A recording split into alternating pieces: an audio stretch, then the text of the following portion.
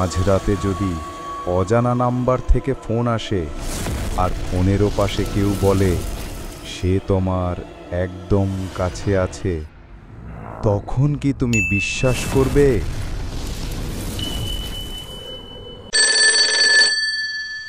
Hello, কে বলছেন? আমি তোর সঙ্গে দেখা করতে এসেছি রে ভানু। কোথায় আপনি? আমি তোর পেছনে।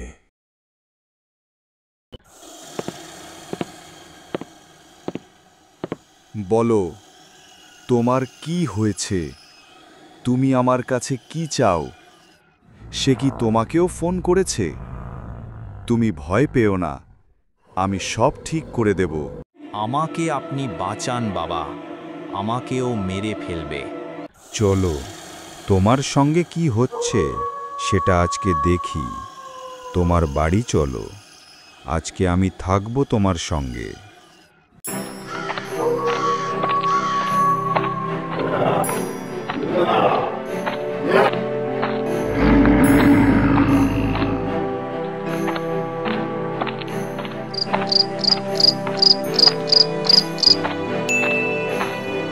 দুজনেই তখন গভীর নিদ্রায় ঘুমাচ্ছে।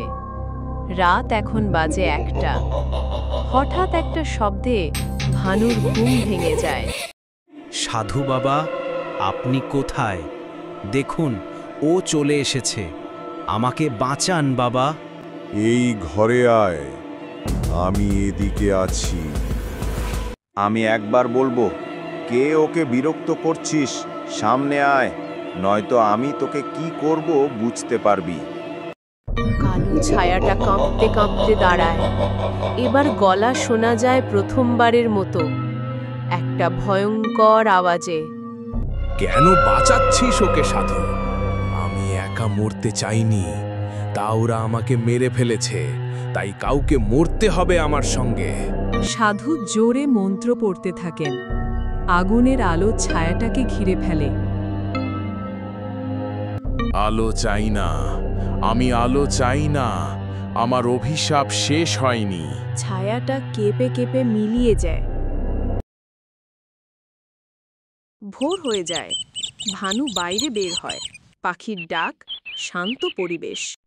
বাবা, আপনি আমার জীবন বাঁচালেন। স্মরণ রেখো বাছা, বিশ্বাসের আলোই সবচেয়ে শক্তিশালী অস্ত্র।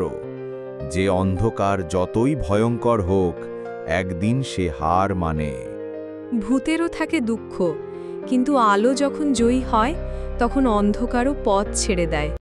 আজ আমি বেঁচে গেছি, আর তোমরা যদি সাবস্ক্রাইব করো তবে আমাদের গল্পগুলোও বেঁচে থাকবে। আমাদের এই ভৌতিক কিন্তু শিক্ষণীয় গল্প যদি তোমার ভালো লেগে থাকে তবে অবশ্যই চ্যানেলটা সাবস্ক্রাইব করো।